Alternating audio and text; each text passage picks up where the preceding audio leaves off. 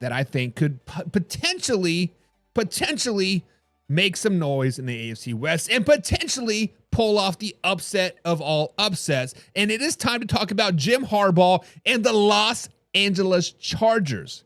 Guys, the Chargers are a team that might finally be ready to deliver on all that talent that they have been building the last 3, 4, 5, 6, 7, 15 years. Now, this is year 2 underneath Harbaugh, and that means expectations are sky high because they did make the playoffs last season. Justin Herbert has a full season under the new regime, and the defense looks loaded with speed, youth, and power. So, guys, let's flash back to 2 months ago. I had the Chargers as a 10-win team, but I want to tell you guys, things have shifted. Things have shook up, and honestly, I am kind of stepped back by the LA Chargers just a little bit. But guys, let's go game by game, week by week, and see how far the Bolts can really go in 2025. So weeks 1 through 4, I'm going to call this quarter of the season a strong start. I'm going to call this a strong start because week 1, they do play the Chiefs on Friday night in Brazil. This is a neutral site game, even though it's a Chargers home game, but it doesn't matter. Guys, the Chargers are fired up in this game, and they get out fast out of the gate. Harbaugh has a history of week 1 statement wins, and this season is no different. They get a statement win over the Kansas City Chiefs in Brazil, week 1, opening Friday night primetime game down there in Brazil. Start the season off 1-0. And then week number 2, they travel back to the United States of America. They head over to Las Vegas, and they take on the Raiders. A divisional road, guys, are never easy, but the Chargers are going to go to Vegas, and they are going to take care of business, baby, giving them yet another win on the season. And then week number 3, guys, the train keeps on cooking as they come back home for their first home game of the season, first true home game of the season, taking on the Denver Broncos. Guys, I think the Denver Broncos defense is going to take a step back this season just a little bit, especially with all the injuries starting to pile up here during preseason, and Justin Herbert takes advantage. Give me a 3-0 start for the LA Chargers. And then week number 4, they travel across the continental United States of America to head over to New Jersey and MetLife Stadium to take on the New York Football Giants. This is a long travel week, yes. This has been a long travel month, yes. But the Giants team is just too physical up front. They're too good, and they're too young, and they are built to win a lot of these games. Give me a sluggish win, but they do beat the Giants, giving them a 4-0 start to the first 4 weeks of the season. Guys, the Bulls are perfect. They start perfect. Everybody's talking about how good the LA Chargers are right now. They have a top 5 offense and a defense that creates chaos in the backfield. Confidence is high in LA. But weeks 5 through 9, we have a little bit of reality check. The midseason reality check happens come week 5 because they travel back home to take on the Washington Commanders. Guys, this is a slip-up game. The Commanders come out physical, and they catch LA off guard. I'm not saying the Commanders are bad. I'm not saying their Chargers are bad. This is going to be a great game, but the Commanders outlast the Chargers in the fourth quarter, giving them the first loss of the season. And week number 6, the Chargers travel all the way back across the continental United States to Florida, Miami, Florida, to take on the Dolphins. They've been traveling a lot the first 7-8 weeks of the season. And this one, in the heat and the humidity of Miami, Justin Herbert struggles late, and the Miami Dolphins get the win. So after a 4-0 start, the reality check, the season is starting to be like, oh, okay, wait a second. Maybe this season is going to be a little difficult, but week number 7, they come back home, they get back on track, and they get a win over a not-so-great Indianapolis Colts team. Let's just be flat out honest about that. And then week number 8, they finally have back-to-back home games, finally get a chance to relax and not be so jet-lagged, and the LA Chargers take advantage of the Minnesota Vikings shaky offensive line and second-year/rookie quarterback J.J. McCarthy, giving them 2 straight wins. But then week number 9, this is a trap game. This is a trap game where they travel to Tennessee to take on the Tennessee Titans. The Titans play bully ball and keep Herbert off the field, a.k.a. run the damn ball. They don't have Derrick Henry, but they still got a pretty decent backfield, and the Titans control the clock, and they get an upset win in this trap game. So through the first 9 weeks, guys, I do have the Chargers sitting at 6-3. Still a very, very strong record. but a couple of tough physical teams expose some weaknesses in the trenches, but they get things right because this weeks 10 through 14 is a very crucial part of their season. In week 10, they're back at home taking on the Steelers. Aaron Rodgers comes into town, but the Chargers are rolling at home. The Chargers handle business and make the Pittsburgh Steelers look silly at the end of the day. Week 11, they go back across the continental United States yet again. I feel like they should have airline miles because they're going to get free flights at this point, but they play the Jacksonville Jaguars. Traveling cross-country into a hostile environment at 1 p.m. in the afternoon on East Coast time. That's 10 o'clock California time, right?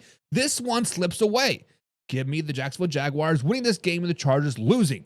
Heading into a Week 12 bye week. Perfect timing for them because the Chargers have been a little bit exposed. They know what their strengths are. They know what their weaknesses are. A Week 12 bye week is perfect for a team that's looking to make a late postseason run. And I think that's exactly what the Chargers can do because Week 13, coming off the bye, a divisional game at home. Hello, Las Vegas Raiders. Hello, beat down, baby. Bring that ass here, boy, because the Chargers are going to beat the Raiders' booties black and blue. They're going to be a beatdown. It's going to be a blowout. It's going to be a 35-point win at the end of the day. And then Week 14, they're back at home yet again.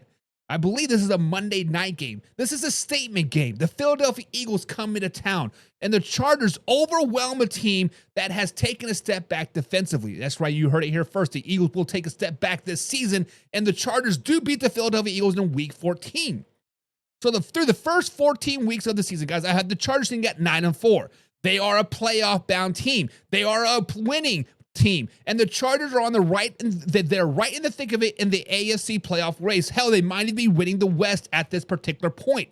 Jim Harbaugh has this team disciplined and very, very optimistic, but the final 4 games of the season, you have a little bit of reality check. You are playing potentially 4 playoff teams to end the season. And Week 15, when you travel to Arrowhead in December, it is a very, very tough ask. I think the Kansas City Chiefs beat the Chargers in Week 15, giving the Chargers their fifth loss of the season. And then Week 16, they're back on the road yet again, taking on the Dallas Cowboys. This is a short work week, back-to-back tough road games. This is a letdown game. They have a 2-game losing streak at this particular time. But then Week 17, a potential playoff matchup, right? A potential preview of what we of what we saw last year is the Houston Texans, but this time out LA.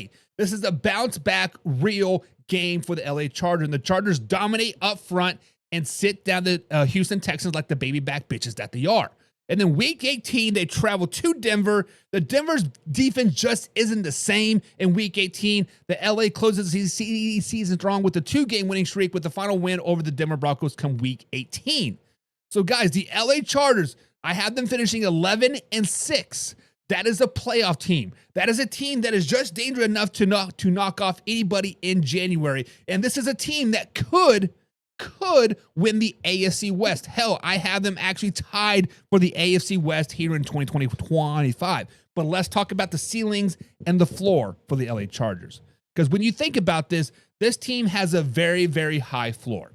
To be honest, they have a very high floor. 7 wins is expected out of the LA Chargers this season. If everything falls apart, if Justin Herbert goes down, if Lad McConkey is out, 7 wins is definitely a gimme, right? This defense is nasty, and just the running game is top notch, right? But if they sweep through the division and they avoid some upsets against weaker teams, the ceiling is 13 wins for the LA Chargers. No question about it. Jim Harbaugh has the blueprint, and it's up to the squad to execute, right?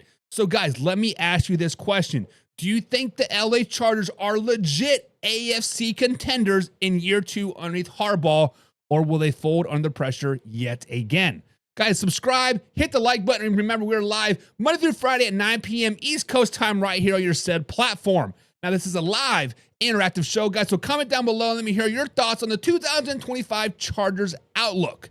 Let's jump into the comments and see what you guys are thinking. Derek says, I got some good sunglasses and the sunglasses tan lotion. The future is bright.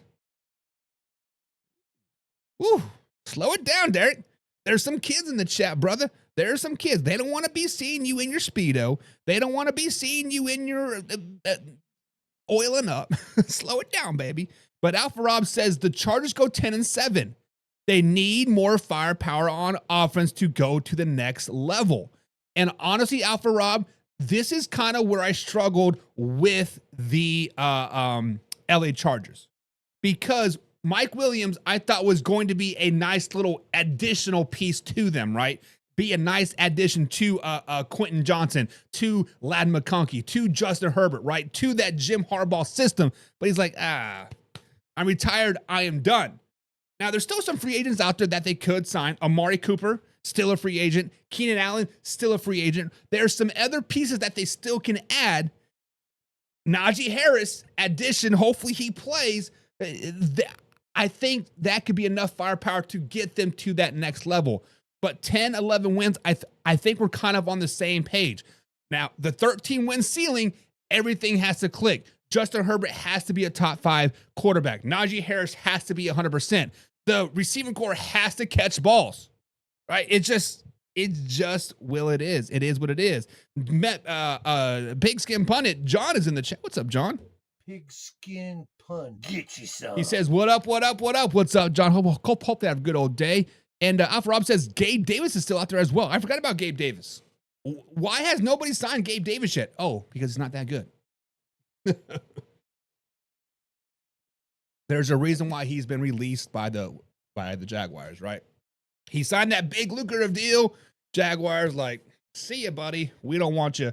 But yes, Gabe Davis is still out there. And Gabe Davis is not a number 1 receiver, but he would be a good additional piece. A number 2, number 3, potentially a number 4 guy. You never really know where Gabe Davis slides in. But yes, he is definitely would make a difference, right? Derek says Adams might want to get away from Jimmy G. We will talk about the NFC North and the Rams next week. But yes, if you guys did not hear